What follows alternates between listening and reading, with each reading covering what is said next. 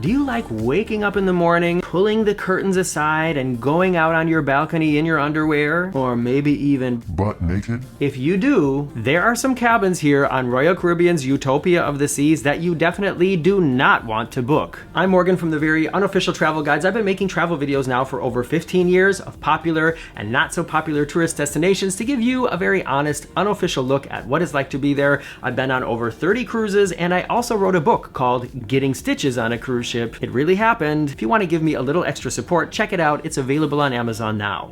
We are staying here in a fantastic balcony cabin towards the front of the ship. However, I'm also not going out in my underwear on this balcony because we happen to be right by one of the security cameras, and I ain't giving nobody a free show. let me take you with me out into the ship, and I want to show you some cabins where you literally have zero privacy on your balcony. The Oasis class from Royal Caribbean is an innovative ship design that has this like double tower design where you have one wing on one side and then one wing on the other side, and sort of a canyon down the middle. The front part of the canyon is called Central Park, and it's completely enclosed by the ship, except for the top side is open to the air. The back side of this canyon is called the Boardwalk, and that is open out to the ocean on the back, and then also open to the sky at the top. Along both sides of this canyon-like area,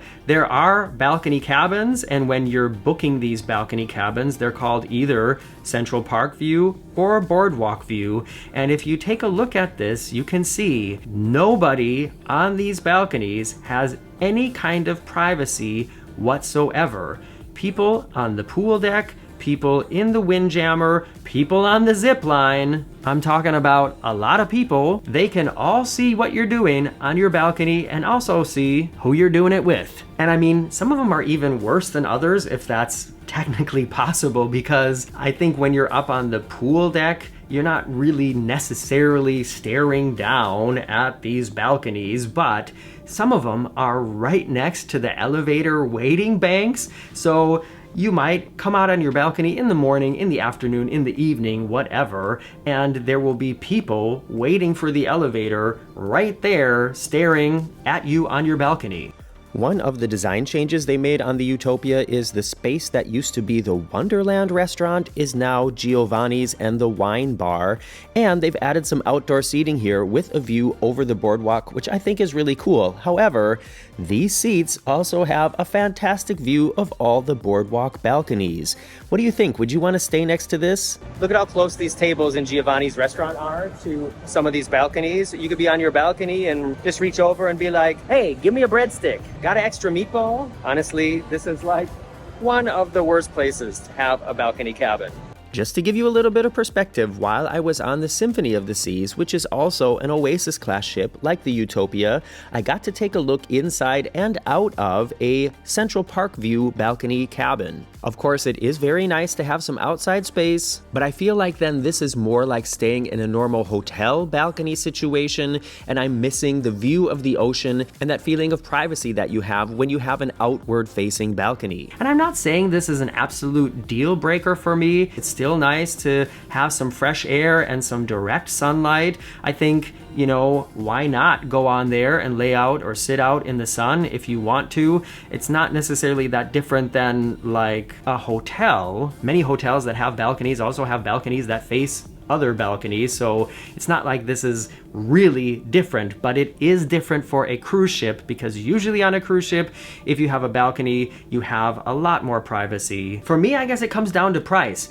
I personally wouldn't pay a whole lot more than an ocean view cabin for one of these inside facing balconies. And personally, I would almost prefer having an ocean view cabin, even though I don't have any fresh air, but at least I have basically the total privacy that I enjoy when I'm on a cruise. All right, this is a totally different ship class. This is the Costa Smeralda, but it is the last time I cruised in an ocean view cabin, and I wanted to give you a little look at what it can be like. This was my private window looking out of my cabin, and I really liked that they had this bench there as well, so you could kind of sit down and have a view of the ocean. Much more private than a boardwalk or Central Park View balcony, although I was surprised one morning when I woke up opened the curtains, and there was a tugboat right there outside of my window, so I guess that can happen too. By the way, this happened in the famous Roman port of Chivichubacca. And now comes a time where you hit that comment section and tell me what you think about these cabins, and I know that several of you have written to me when I discussed this in a previous video to say that the Central Park balcony cabins are nice because then you get some of the atmosphere from Central Park in the evening hours, and I think, yeah, I can imagine that being nice, but you know what I find nicer? Getting right out of the shower and going out on the balcony naked to get a little air dry. Is it weird that I'm telling you that? Let me know what you think in the comments below. Check back soon for other videos from this amazing ship, the Utopia of the Seas, including, I'm gonna be comparing what Coco Cay looked like 15 years ago to what it looks like now, and it's pretty interesting. I'm Morgan from the Very Unofficial Travel Guides. Hope to see you back here soon.